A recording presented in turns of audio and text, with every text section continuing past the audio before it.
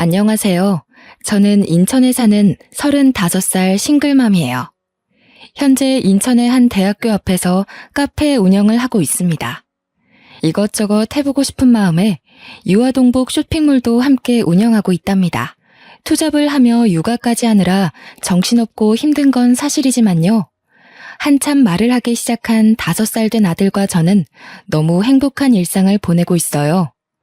3년 전에 아버지가 돌아가셨는데 제가 이혼까지 하고 싱글맘이 될 수밖에 없었던 사연을 들려드리고자 해요. 그 사건을 계기로 사람은 겉만 보고 판단하면 안 된다는 걸 뼈저리게 느꼈거든요. 여러분들에게 제 이야기를 들려드리면 많은 공감이 될 것 같습니다. 저는 원래부터 사람을 좋아했는데요. 외동으로 자란 탓에 형제가 있으면 좋을 것 같다는 생각을 늘 했었습니다. 제가 외동인 이유는 엄마가 저를 낳고 자궁 쪽에 문제가 생겨 수술을 하셨기 때문이에요. 출혈도 심하셨고 원래 몸이 약하셨던 분이라 출산 후에 건강 상태가 많이 안 좋아진 상태셨죠. 결국 어머니는 수술 후유증과 합병증으로 제가 초등학교 3학년이 된 해 돌아가셨어요. 홀로 남겨진 아버지는 엄마의 죽음 슬퍼할 겨를도 없이 어린 저를 키우셔야 했지요. 아버지는 시골에서 농사를 지으시며 저를 부족함 없이 뒷바라지 해주셨어요. 1만 평 정도 되는 논에서 쌀농사를 지으시고 깨, 배추, 감자, 고구마 등 없는 게 없었죠. 주로 농수산물 시장에 직접 내다 팔기도 하셨지만 마트나 백화점에도 납품을 하셨답니다. 유기농으로 키우신 작물들이고 좋다는 입소문이 난 덕분이었죠. 아무튼 아버지는 저를 키우시면서 유행에 뒤처질까 계절마다 새로운 옷을 사입히셨고 남들이 웬만하면 가지고 있는 아이들한테 인기 있는 것이면 무조건 사주셨고 엄마 없이 자란 티를 내면 안 된다며 머리도 손수 묶어주시기까지 하셨는걸요. 그렇게 유년 시절을 보내고 대학을 졸업하고 막 사회에 발을 들이기 시작할 무렵이 되었죠. 당시 25살이었던 저는 유아교육과를 졸업하여 어린이집 교사로 근무를 시작하게 됐습니다. 예쁘고 귀여운 아이들과 생활을 하다 보니 매일매일이 활기찼어요. 한 명도 아니고 아이들을 보육하는 건 상당한 에너지를 필요로 하지만 저에게 와서 안기는 아이들을 보면 없던 힘도 솟아나곤 했죠. 어린 나이에 남의 애를 돌보는 게 쉽지 않은데 잘 챙겨주신다며 학부모들 사이에서도 제 평판은 좋았습니다. 어린이집 교사로 근무한 지 2년쯤 되었나? 어느 날 같이 근무하던 동료 교사가 소개팅을 주선해주겠다고 하는 겁니다. 모임에 갔다가 휴대폰을 하는데 우연히 제 사진을 본 지인이 소개시켜달라며 졸랐다는 거예요. 저는 아직은 연애할 생각이 없어 한사코 거절했죠. 선생님은 지인이 사람 됨됨이가 좋고 무엇보다 인물이 훤칠하다며 칭찬을 아끼지 않았죠. 아이 참, 한 선생, 진짜 좋은 사람이라니까. 내가 보장해. 어차피 이제 좋은 사람 만나서 슬슬 결혼 생각도 해야 하지 않아? 내 체면 봐서라도 제발 한 번만 만나주라. 내가 자신 있게 오케이 했는데 안 나가면 내 체면이 말이 아니잖아. 응? 아, 선생님, 제가 그렇게 말씀드렸는데도 먼저 소개해 주신다고 말을 해버리면 어떡해요. 진짜 선생님 부탁이니까 나가는 거예요? 잘 안 돼도 제 탓 아니에요. 그래. 내가 한 선생님 의사도 안 물어보고 마음대로 소개시켜 주겠다고 한 건 미안해. 그래도 아까운 사람이니까 소개시켜 준다는 거지. 나 믿고 한번 잘해봐. 자신의 얼굴을 봐서라도 만나달라고 사정을 하는 통에 결국 소개팅 자리에 나가버렸죠. 그 남자는 저보다 2살이 많았고 금융업계에서 일하는 펀드 매니저였어요. 주선자의 말대로 훤칠한 키와 준수한 외모, 번듯한 옷차림새, 누구나 좋아할 법한 있어 보이는 훈남형 스타일이었습니다. 솔직히 잘생긴 외모에 첫눈에 반했던 저는 연락처를 주고받고 적극적으로 대시했어요. 나중에 들어보니 남편은 솔직한 심정으로 제가 마음에 들지 않았었다고 해요.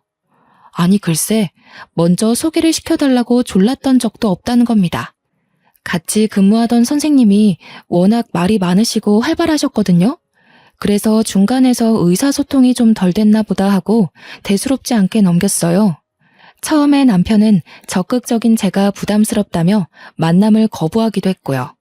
그래도 저 나름 인기 있는 여자였거든요.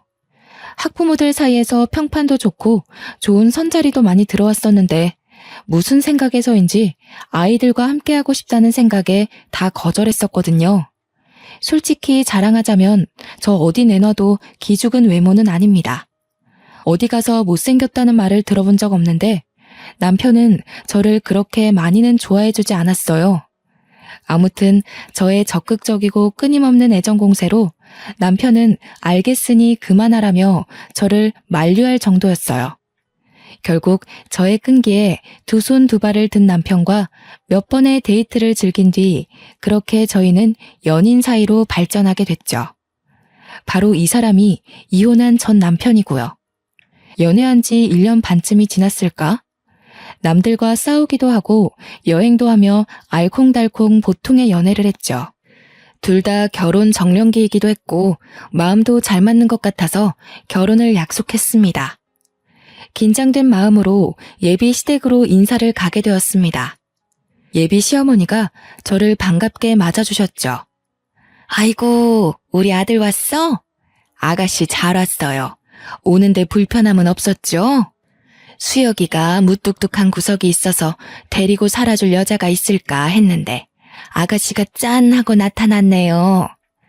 안녕하세요. 처음 뵙겠습니다.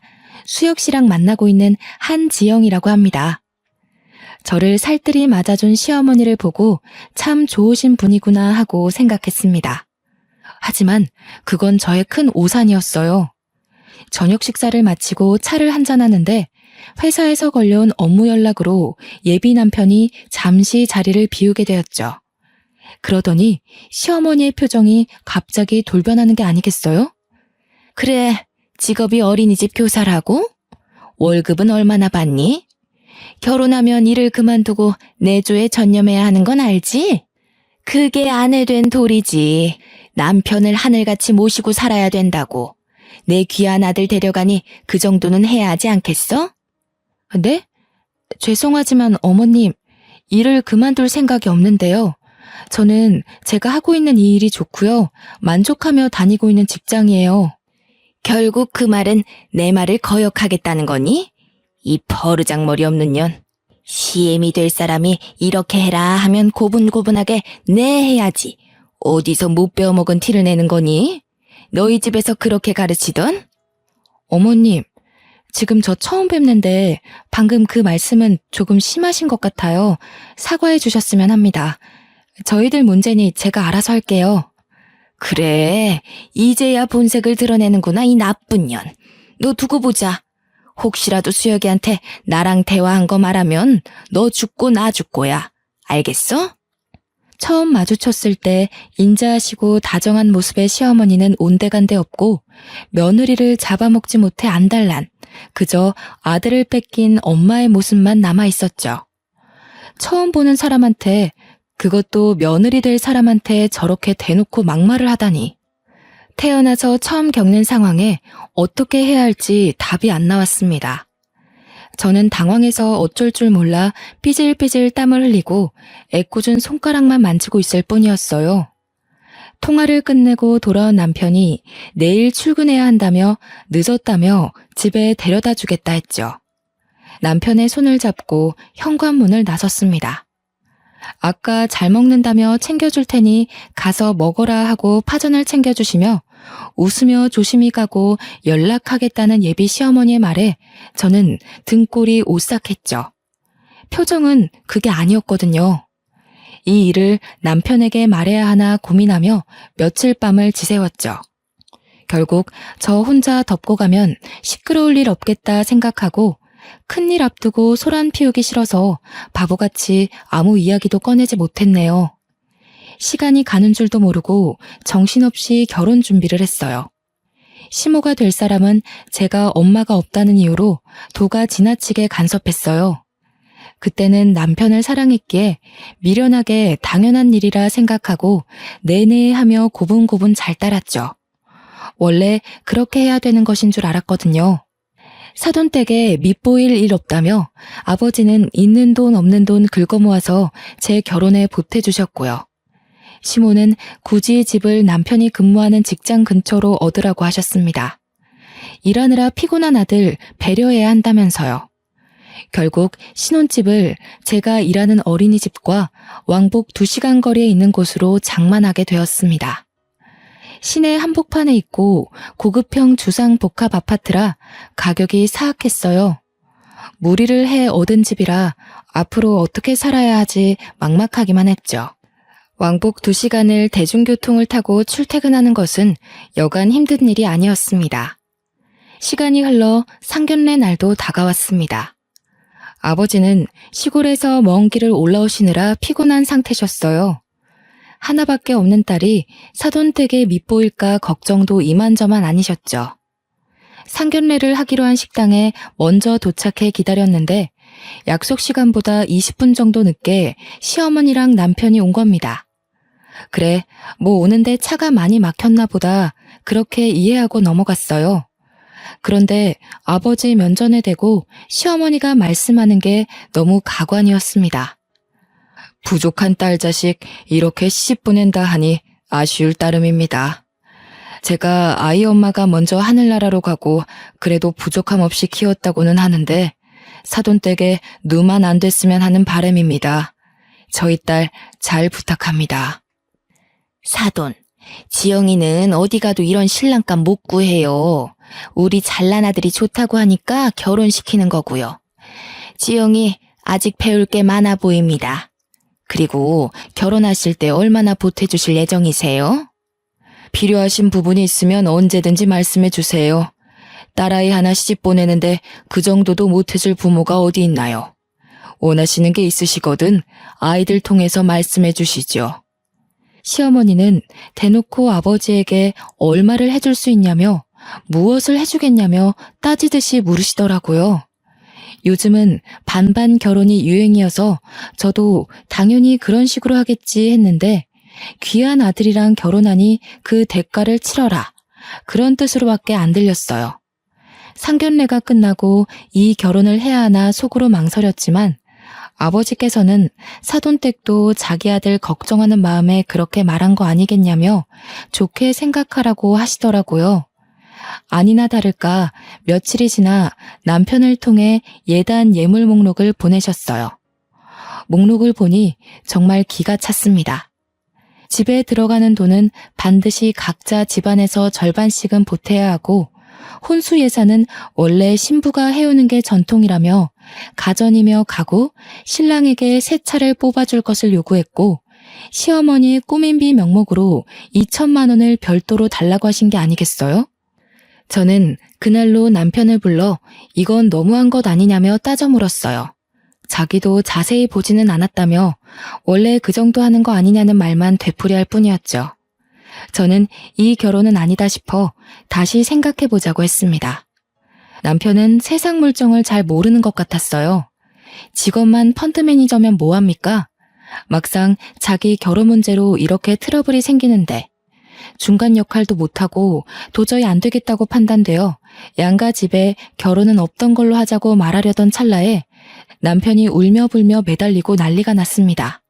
한번 생각해달라며 결혼하면 자신이 알아서 단돌이하고 중간 역할도 잘하겠다며 무릎까지 꿇고 싹싹 비는 거 아니겠어요? 저는 남편을 사랑하는 마음이 남아있었기에 그 꼬임에 넘어가 용서하고 말았죠. 남편이 말한 내용을 각서로 받아 고이 간직하고 약속을 어길 시 이혼을 하겠다고 엄포를 놓았어요. 지금 생각해보면 그때라도 멈췄어야 했습니다. 어쨌든 시간이 지나 저희는 결혼식을 무사히 올렸어요. 하와이로 신혼여행도 다녀왔고요. 친정에 먼저 들러 아버지와 오순도순 이야기도 하고 아버지랑 친한 동네 어르신들께 식사도 한 끼 대접해 드렸습니다. 피곤함에 하룻잠을 자고 다음날 시댁에 갔는데 시어머니가 처음처럼 살뜰하게 반겨주는 게 아니겠어요? 이제 며느리가 됐으니 잘해주시려나 보다 하고 생각했죠. 남편은 피곤하다며 저녁을 먹고 먼저 샤워를 하겠다고 욕실에 들어갔는데 아니나 다를까 시어머니가 저에게 이리 와보라며 안방에 들어가서 이야기 좀 하자네요. 예, 너는 도대체 어디서 배워먹지도 못한 티를 내는 거니? 신혼여행을 다녀왔으면 당연히 시댁에 먼저 와서 인사를 하는 게 도리 아니니? 그리고 선물이 고작 이 가방 하나야? 너는 도대체 날 뭘로 보고 이딴 취급을 하니? 시어머니 가방요? 제일 유명한 명품 브랜드에서 거금을 주고 산 한정판이에요.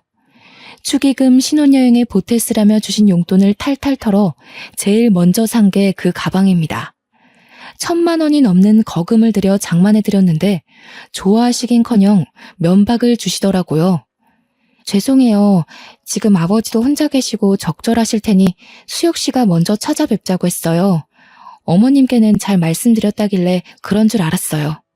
그리고 어머님, 저희가 그래도 고심하면서 고른 가방이에요.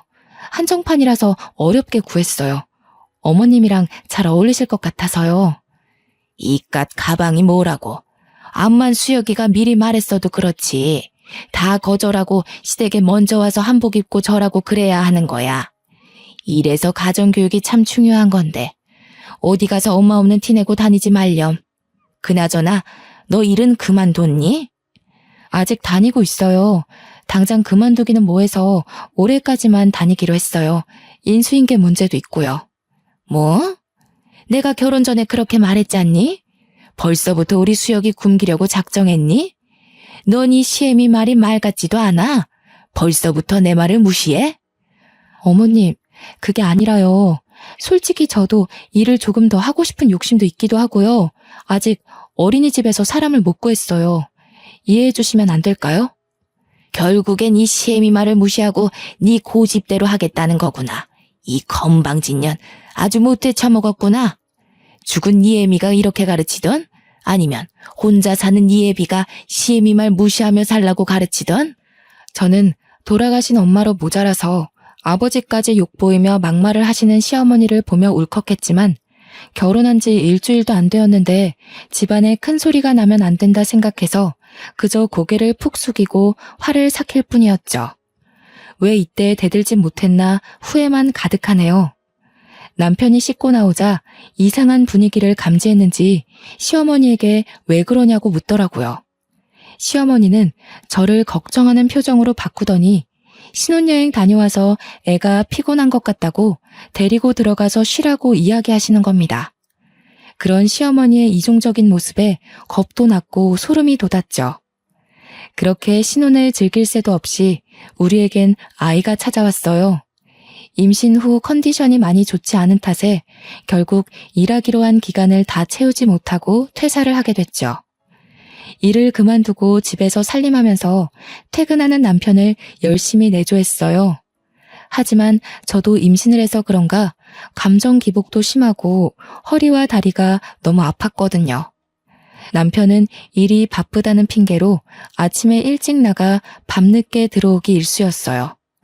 저는 자연스레 혼자 밥 먹고 혼자 무언가를 한다는 것에 익숙해지기 시작했죠. 그런데 아무리 정성스런 내조를 해도 남편은 저에게 고맙다는 말 한마디를 하지 않았어요. 이제 와서 생각해보면 왜 그런 대우를 받고도 바보같이 버티고만 있었나 싶네요. 그 와중에 시어머니는 이중적인 면모를 보이셨어요. 참 여전하셨습니다. 남편 앞에서는 임신한 며느리를 살뜰하게 챙겨주는 착한 시어머니 코스프레를 하더라고요. 아들 앞에서 휙휙 돌변하는 시모의 모습에 기가 차서 할 말을 잃었습니다. 자리에 남편이 없는 걸 확인하고는 잔소리와 설교는 물론 폭언까지 서슴지 않고 내뱉으셨죠. 예, 임신했어도 허리를 곱게 펴고 있어야 아이도 곱게 자란단다. 그리고 너 아무리 임신했다고 남편 밥 굶기면 안 된다. 애 가진 게 뭐 대수니? 나 때는 애 낳고 하룻밤 자고 나가서 바로 일도 하고 그랬어. 여자는 응당 그렇게 해야 되는 거야. 어디서 못 배운 티 내지 말고 이 시애미가 가르쳐줄 때 잘 새겨들어. 이후에도 계속되는 시어머니의 두 얼굴에 결국 참지 못하고 남편한테 이야기했습니다. 근데 남편의 반응이 가관인 거예요.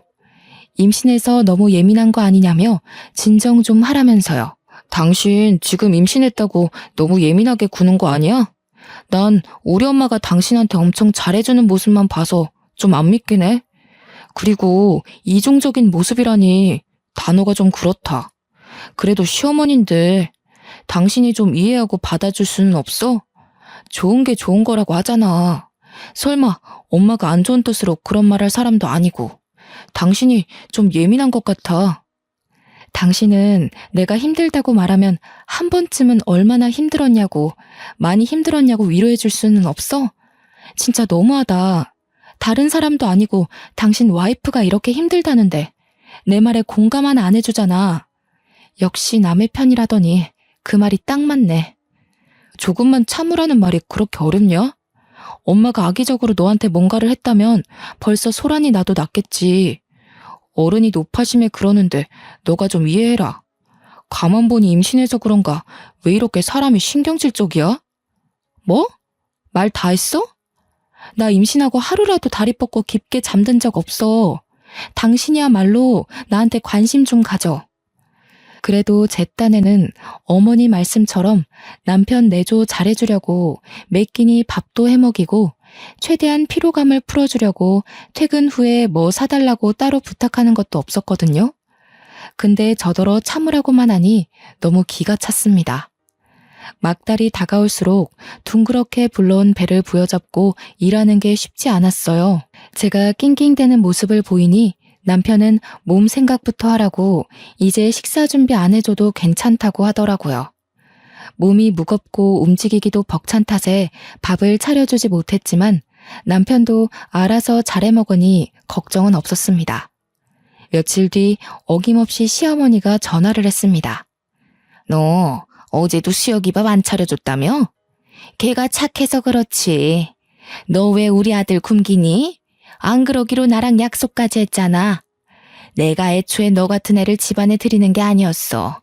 서로 좋다고 하니까 마지못해 결혼시켰지. 에휴, 며느리 복이 이렇게 없어서야. 남편에게 말해봤자 저만 이상한 여자가 될 것 같아서 속에 꾹 담아두었어요. 제가 이러려고 남편과 결혼했나 싶을 정도로 한심하다는 생각도 들더군요. 아이가 태어나고 밤낮이 바뀌어가며 육아를 하는데 너무 힘들고 지치더라고요. 배고파서 우는 건지 어디가 불편해서 우는 건지 알 길이 없었어요. 아이는 저를 찾아 자주 보챘고 도저히 안 되겠어서 아이를 안고 저도 같이 몇 번 울었습니다. 한 번은 남편에게 아이를 잠시 봐주면 금방 씻고 오겠다고 했어요. 씻고 나오니 남편은 정말 아이를 쳐다만 보고 있는 겁니다. 아이가 100일이 지날 때까지 기저귀 한 번 안 갈아본 사람이에요. 아이를 낳고 조리원에서 수유하느랴 몸조리하느랴 정신없는데 남편은 편한 침대에 누워만 있고 제가 무얼 하던 신경 안 쓰고 잠만 잘 자는 사람이었어요. 그렇게 점점 남편에 대한 기대감조차 없어져 갔죠. 어느 날 저는 청천벽력 같은 소식을 듣게 됐습니다. 아버지 옆집에 사는 친하게 지내시던 김씨 아저씨가 저에게 전화를 하신 거예요. 어이, 지용이 잘 있는가? 지금 좀에 심각해서 내가 전화를 했구먼. 한씨가 자전거 타고 오다가 그만 트럭이랑 교통사고가 나불었어. 내가 연락을 받아서 급하게 병원에 데리고 왔구먼. 조금 상황이 심각하니까 어서 와야 쓰겄어. 아버지가 이웃집에 농사를 도와주고 집으로 오시는 길에 교통사고를 당하셔서 병원으로 이송했는데 생각보다 많이 위독하시다는 겁니다. 아저씨와 전화를 끊은 뒤 남편에게 연락해 아이를 맡기고 저 혼자 병원을 가보려고 했습니다. 여보, 어떡해? 아빠가 교통사고가 크게 나셨나 봐. 지금 병원에서 응급처치 중인데 아저씨 말로는 상태가 많이 위독하시대. 근데 나 애 혼자 두고 병원 못 가겠어. 그러니까 여보가 와서 잠깐만 애 봐주면 금방 갔다 올게. 뭐? 그런데 어쩌지? 나 지금 중요한 회의 중이거든. 조금 있다가 다시 전화할게. 뭐? 회의? 우리 아빠가 지금 돌아가시게 생겼는데 당신은 그딴 회의가 중요해? 막말로 당신 어머니가 다쳐도 이런 식으로 모른 척 할 거니? 아니잖아. 당신 장인어른이야. 회의고 뭐고 당장 집으로 와. 뭐래? 내가 중요한 회의라고 말했지. 잘못하면 몇 억이 순식간에 날아가는데 네가 좀 이해해주면 안 되냐? 바쁘니까 좀 끊어. 세상에, 정말 기가 막히지 않나요? 저런 사위가 또 어디 있을까요? 장인어른이 당장 돌아가시게 생겼는데 회의해야 한다며 끊으라는 저 태도. 기가 막히고 화가 났지만 우선 아버지를 뵈야 했기에 6개월 된 아이를 들쳐매고 힘겹게 아버지가 계신 병원으로 달려갔어요. 택시를 타고 어렵사리 병원에 도착한 저는 응급실에 누워 계신 아버지를 보고 오열하고 말았습니다. 아버지는 산소호흡기를 단 채 힘들게 숨을 쉬며 누워 계셨고 무지 고통스러워 보이셨어요. 출혈이 심한 탓에 온몸에는 붕대를 감고 계셨고 소독약이 코를 찌를 정도였죠. 한기태 씨 보호자 되십니까? 현재 몸 내부 출혈이 너무 심합니다. 의식도 없는 상태고요. 기계로 호흡만 얕게 하고 계시는 상태라 오늘 내일이 고비가 될 것 같습니다. 마음의 준비를 하고 계셔야 할 것 같습니다. 그 말을 듣는데 하늘이 무너지는 것만 같았습니다. 6개월이 된 아이 옆에서 눈물만 뚝뚝 흘리며 아버지를 살폈어요. 그런데 다음날 아침 아버지가 기적적으로 의식을 되찾으시며 힘겹게 손가락을 움직이셨어요. 힘겹게 눈을 떠서 저와 아이를 보고는 아빠가 정말 미안해 이 말 한마디만 남긴 채 그대로 눈을 감으셨습니다. 순식간에 호흡이 정지된 아버지의 손을 잡으며 세상이 떠나가라 오열했어요. 옆에 서 있던 아저씨도 저를 토닥여 주시며 함께 눈물을 흘려주셨습니다. 여보, 아빠 조금 전에 돌아가셨어. 당신이 여기로 와줘야 할 것 같아. 정말 미안한데 나 급하게 출장을 가야 해. 이번 투자건이 정말 중요하거든. 외국 바이어들과 미팅도 해야 하고. 그래서 일본으로 일주일 정도 갔다 와야 할 것 같아. 미안하지만 장인어른 장례식엔 참석 못할 것 같은데. 뭐? 그게 무슨... 내 말 제대로 들은 거 맞아? 당신 장인어른이 돌아가셨다고. 그런데 어떻게 사위가 안 와? 아니, 지금 눈앞에 있는 이 투자권 놓치면 나한테 얼마나 손해인지 알긴 알아? 막말로 장인어른이야 이미 돌아가셨으니 내가 나중에 따로 찾아뵈면 되는 거 아니야? 산 사람은 살아야지. 왜 그렇게 융통성이 없어? 당신 정말 1억이야? 어머니가 돌아가셔서 내가 장례식에 안 가면 당신한테 내가 똑같이 말하면 기분 좋겠어? 뭐? 여기서 갑자기 산 사람을 중내만에 그 이야기가 왜 나와? 우리 엄마랑 장인어른이랑 같아? 아무튼 나 지금 당장 출장 갈 준비해야 돼. 바빠 끊어. 중요한 거라니까 이 사람이 자꾸. 진작 이혼을 하지 않고 살던 것이 정말 후회가 됩니다. 장인어른이 돌아가셨는데 아무리 그래도 그렇지 그놈의 출장이 대수인가요? 저는 남편과는 더 이상 같이 결혼 생활을 유지할 이유가 없다고 생각했어요. 장례식이 끝나면 곧바로 이혼을 해야겠다고 결심했죠. 그 와중에 시댁에선 장례식장과 거리가 멀다고 사람 한 명 안 오고 고작 조의금 30만 원을 보내온 게 전부였습니다. 남편에게 몇 번 더 연락은 했지만 정말로 출장을 가버린 건지 끝끝내 받질 않더군요. 아버지를 황망히 보내드리고 우는 아이 달래느라 정신없이 장례식장에 앉아있는데 한기택 씨 따님 되냐며 어떤 사람이 찾아오는 게 아니겠어요? 안녕하세요. 저는 재산상속 전문 변호사 김윤호라고 합니다. 한기택 씨가 생전에 작성해놓은 유언장 전해드리려 합니다. 유언장에는 한기택 씨가 살아생전 농사짓던 땅과 집, 나머지 재산을 모두 한지영 씨에게 상속한다는 내용입니다. 확인해보세요. 사실 집터와 농사짓던 땅이 가치가 있는 땅처럼은 보이지 않아서 애초에 상속 생각 안 하고 있었거든요. 별 기대를 안 했는데 그곳이 재개발 구역으로 선정되면서 땅값이 폭등했다는 거예요. 대충 계산해보니 15억 정도 되는 거금이었고요. 저는 장례식을 치른 후 은행, 서류 등 정리를 하고 집으로 올라왔죠. 차근차근 이혼 준비를 시작했습니다. 아버지가 살던 집과 땅은 모두 처분했어요. 상속세를 제외하고 정확하게 11억 7천만 원 정도 금액이더라고요. 남편은 제가 상속받는 사실을 모르는지 발인이 끝나고도 얼굴을 비추지 않았습니다. 그리고 남편이 돌아오기 전에 제 짐은 전부 싸서 새로운 보금자리에 모두 보내놓았죠. 그렇게 짐 정리가 얼추 끝났을 때 뻔뻔한 남편이 캐리어를 끌고 나타났습니다. 얼굴을 마주하고도 한마디 말을 걸지 않았더니 실실 웃으면서 자기가 미안했다며 이제부터 잘할게 한마디 말하고는 쏙 지방으로 들어가더라고요. 심지어 우리 아빠 장례식이 어땠는지, 발인은 어디에 했는지 묻지도 않았습니다. 남편 모르게 이혼 전문 변호사를 선임해 이혼 소송을 위한 준비를 마쳐가고 있었습니다. 저 솔직한 심정으로요. 이제 와서 하는 말이지만 그때 남편이 혼자 고생시켜서 미안하다고 한마디만 했어도 이혼을 다시 생각해봤을 거예요. 아이를 생각해서라도 용서하고 살았을 거란 말입니다. 하지만 이미 사위로서의 도리를 저버렸고 우리 아이에게 아빠로서 의무도 다하지 않았기에 이혼 생각은 변함이 없었습니다. 이혼을 결심한 뒤로 집안일에는 손을 뗐죠.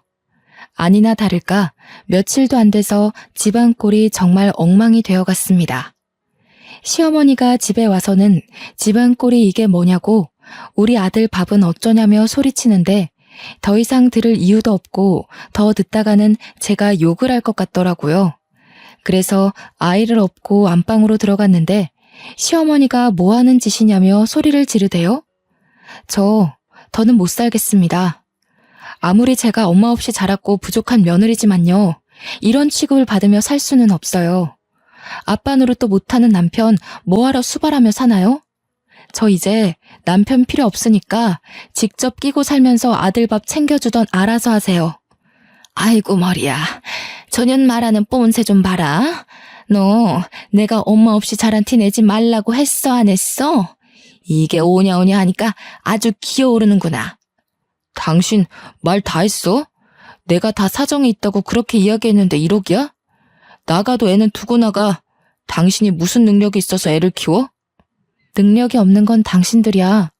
장인어른이 돌아가셨는데 그깟 출장이 중요해서 처자식은 안중에도 없는 당신이나 그저 아들하며 끼고 살려는 시어머니나 똑같아. 당신 그 얼마 안 되는 돈 나는 필요 없으니까 개나 줘버려. 말이면 단줄 아냐 이년아? 가진 것도 없는 것 거둬줬더니 배은망덕하게. 네가 돈이 많으면 얼마나 많다고 그 난리야. 애비가 죽고 남겨준 유산이라도 있다든. 시엠이랑 남편 두고 집 나가면 잘 살 것 같니? 이 시건방진년. 말 다 하셨어요? 못 배운 티 내는 건 어머님이세요. 네, 저 유산 상속 받았어요. 아빠가 돌아가시면서 남겨주신 재산이 있더라고요.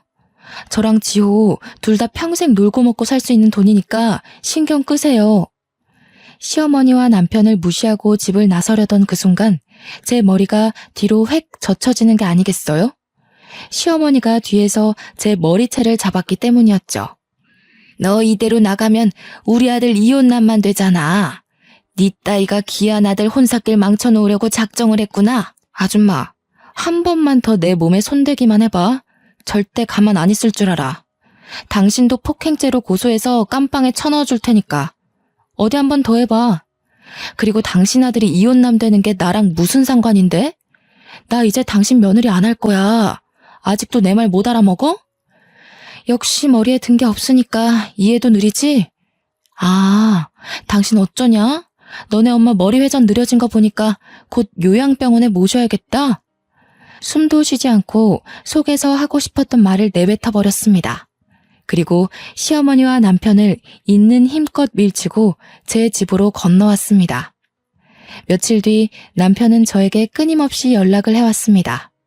유산 상속받은 걸 왜 이야기 안 했냐며 혼자 잘 먹고 잘 살 생각이냐며 소리치길래 아직 정신을 덜 차렸나 보다 하고 생각했죠. 제가 갖고 있는 재산 때문인 건지 남편은 갑자기 다시 한번 생각해보자는 말을 하더라고요. 저도 당장 이혼 소송을 하고 갈라설 수 있었거든요. 근데 이대로 끝내면 아쉬울 것 같아 한 방 먹여줘야겠다 생각했어요. 남편은 아니나 다를까 제가 상속받은 재산이 목적이었죠. 속에서 열불이나 당장이라도 얼굴을 죄다 쥐어 뜯어버리고 싶은 심정이었어요. 남편은 그동안 자기가 미안했다며 다시 화해하고 잘 살아보자고 웃으며 이야기하는 겁니다. 다 같이 잘 살아보자는 의미로 투자권을 제시하겠다는 이상한 말을 하면서요. 저는 일단 알겠다고 하고 일부러 화해하는 척을 했죠. 사실 회사에서 추진하고 있는 새로운 투자건이 있는데 여기가 대박이거든? 자기가 여윳돈이 있으면 내가 추천하는 종목에 투자를 해주면 안 될까? 나 믿고 투자하면 몇 배로 불려줄게. 5억만 있으면 돼. 나 투자해본 경험도 없고 그런 거 함부로 할 생각 없어. 뭘 믿고 거기에 내 돈을 투자해야 해? 그것도 5억을? 그 돈이 땅 파면 나오니?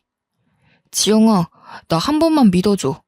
내가 그동안 너한테 못할 짓 많이 했지만 이건 확실하다니까? 이번 일 성공하면 우리 돈방석에 앉는 거야. 돈 걱정 없이 살 수 있다고. 저는 마지못해 알겠다고 말을 했더니 다음날 잘 타던 차를 1억 넘는 외제차로 바꾸는 겁니다. 5억을 투자하면 자신이 상당 부분 커미션을 받기로 한 건지 투자 계약서는 아직 쓰지도 않았는데 두 부녀는 김칫국을 원샷 때려버린 거죠. 심지어 지엄마한테 명품백까지 사주고 멀쩡하게 굴러가던 가전제품을 전부 새로 바꾸고 다니더군요. 눈치채셨겠지만 투자한다고 말만 했지 실제로 돈을 주지도 않았을 뿐더러 끝내버릴 생각이었어요. 투자금을 주기로 약속한 날이 다가올수록 저는 이를 갈고 있을 뿐이었죠. 그 와중에도 시어머니는 아들 카드를 신명나게 긁으며 명품관에 돈을 뿌리고 다니더라고요. 그렇게 보름 정도의 시간이 흐른 뒤 저는 돈 봉투 대신 이혼 서류가 담긴 봉투를 던졌어요. 돈 봉투가 아닌 이혼 서류가 담긴 봉투를 보자 이게 뭐냐며 노발대발하는 겁니다. 저는 차분히 마음을 다잡고 이야기했죠. 그동안 곰곰이 생각해봤는데 당신과 나는 여기까지야. 이혼 서류에 도장을 찍던 사인을 하던 알아서 하고 거기에 적힌 주소로 다음 주까지 보내. 뭐? 이혼 서류? 당신 이게 지금 뭐 하는 짓이야? 설마 지금까지 날 갖고 논 거야? 나한테 투자금 주기로 했잖아. 지금 장난하는 거지? 저기요. 투자금이고 뭐고 다 필요 없고 나는 모르는 일이야. 이제 서로 볼 일 없는 사이 아닌가? 위자료로 거하게 물고 싶지 않으면 닥치고 도장이나 찍어. 버틸 수 있으면 버텨보던지. 오래 못 갈 것 같지만. 아니, 얘, 이게 도대체 무슨 소리니? 투자를 못하겠다니. 너 왜 말을 바꾸는 거야? 둘이 다시 잘해보기로 한 거 아니야? 그리고 투자해주기로 했으면 마땅히 해야지. 이제 와서 발을 빼? 아줌마, 제가 그쪽 투자를 왜 해줘야 되지? 설마 내 재산 탐내시는 건가? 그렇게 원하시면 조의금으로 보내셨던 돈 30만 원 돌려드릴게요. 그거 말고 저한테 한 푼이라도 쓰신 적 있어요? 없죠? 그럼 아줌마도 잔말 말고 제 인생에서 꺼져주세요 좀. 이게 이제 돈 좀 생겼다고 시애미까지 잡아먹으려고 작정을 했구나. 그래, 너 돈 좀 생겼다기에 어떻게 구슬려서 등골 좀 빼먹으려고 했다. 그게 왜? 잘난 내 아들 데려갔으면 그 정도는 각오했어야 하는 거 아니니? 저는 그나마 다행인 게 시어머니가 저에게 했던 폭언들을 빠짐없이 녹음해 놓은 게 신의 한 수였죠. 그리고 남편은 이미 이혼 사유가 넘쳐 흐를 정도라서 소송에선 제가 유리했습니다. 남편은 돈이라도 달라며 애걸복걸 하더라고요. 투자한다고 선입금 받은 걸 당연히 제가 돈을 준다 생각하고 흥청망청 쓴 거죠. 외제차의 명품에 집안을 통째로 바꾸다시피 하며 돈을 펑펑 써댔으니까요. 당신 정말 왜 이래. 그거 해결 못하면 집을 팔아서라도 메꿔야 해. 이러다가 나랑 엄마 길거리에 나 앉아야 한다고. 사람 미치는 꼴 보고 싶어서 이래? 투자금 보태주기로 했으면 보태줘야지. 당당하던 당신 모습 어디 갔니? 내가 그동안 기회도 여러 번 줬어. 하지만 그 기회를 날린 건 당신이랑 어머니야. 그러게 살아생전 우리 아버지한테 조금이라도 잘했어야지. 당신이 나랑 지호한테 한 게 뭐가 있어? 차려주는 밥 먹으며 지할 일만 했지.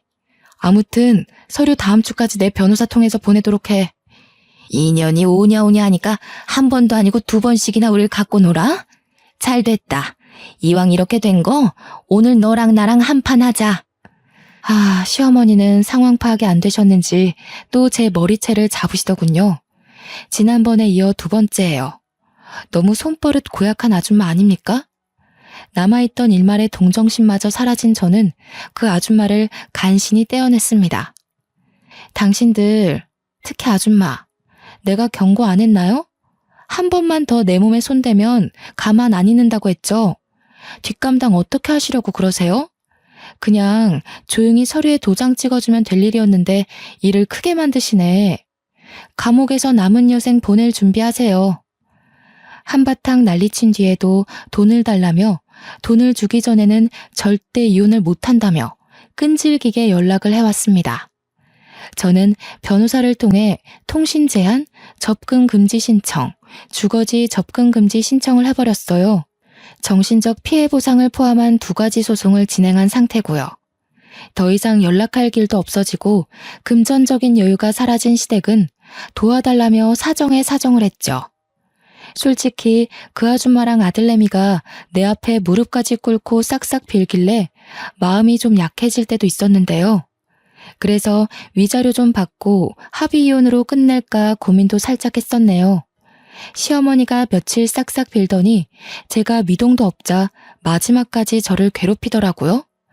이 악마랑 싸워도 이겨먹을 년 같으니 너를 애초에 집안에 들이는 게 아니었다. 여자가 잘못 들어오면 3대가 망한다더니 딱 그 꼴나게 생겼네. 재수없는 것. 너네가 앞으로 어떻게 사나 두고 볼 거야. 아줌마, 아직 정신 못 차리셨나 봐? 그쪽 아들과 저 이제 아무런 사이도 아니에요. 그리고 저 요즘 아줌마 때문에 녹음기 들고 다녀요. 물론 아줌마가 금방 욕한 것도 다 녹음되어 있어요. 심심한데 경찰서 한번 갈래요? 완강한 태도로 대하니 더 이상 말은 않더라고요. 결국 저는 봐주는 것은 뒤로 하고 그대로 소송을 진행하기로 했습니다. 당연히 제가 모은 증거들이 도움이 되어 저는 승소했죠. 시댁은 저에게 위자료 5천만 원과 정신적 피해 보상금까지 더해 총 7,800만 원을 배상하라는 판결을 받았고요.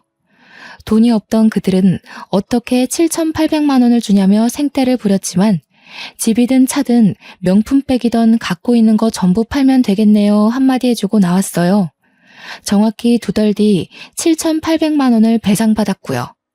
그 뒤로 어찌 되었는지 알 수는 없지만 변호사를 통해 들은 바로는 전 남편은 시댁 집까지 팔아서 위자료를 겨우 메꿨다고 하더라고요. 그리고 투자권 유치에 실패한 남편은 책임을 물어 회사에서 잘리고 일용직까지 전전하며 구직 활동을 이어오고 있다고 전해 들었네요. 그렇게 2년이 지난 지금은 재택근무로 유아동복 쇼핑몰을 운영하고 있어요. 처음에는 한 달에 100만 원도 수익을 내지 못했거든요.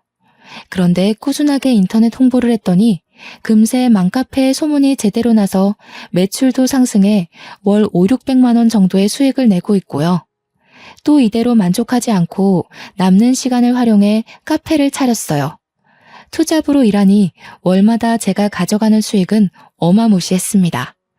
물론 아빠가 제게 남겨주신 재산이 아니었다면 힘들었을 거예요. 시간이 흐르고 카페도 어느 정도 적응을 하니 벌써 이혼을 하고 싱글맘이 된 지 5년 차가 되었네요. 아이가 이제 말문이 트여 대화할 맛도 생기고 하루하루 다르게 커가는 모습을 보며 지내고 있는데요. 가끔은 이혼이라는 흠이 생겨 아이가 훗날 우리 집은 왜 남들과 다르냐고 물으면 어떻게 설명을 해줘야 할지 막막하기도 합니다. 제가 당당하고 떳떳한 모습으로 살면 나중에 아이가 저를 이해해 주리라 생각해요. 제 선택이 앞으로의 더 나은 우리를 위한 선택이었음을 이해하고 존중해 주지 않을까요? 앞으로 제 앞날은 더 창창할 거니까요. 저도 제 인생에 있어 이런 고난과 역경을 이겨내고 지금은 행복하게 잘 살고 있는데요. 여러분도 제 사연을 읽으면서 공감되는 부분도 있으셨을 거고 그렇지 않기도 하셨을 거예요. 세상을 살다 보면 사람마다 살아가는 인생은 다 달라서 무궁무진한 것 같아요. 희망 속 삶은 보석처럼 반짝인다는 말이 있듯이 앞으로 여러분의 앞날에도 반짝반짝 빛나는 일만 가득할 거라 믿어요. 저의 긴 사연을 읽어주셔서 감사합니다. 행복하세요.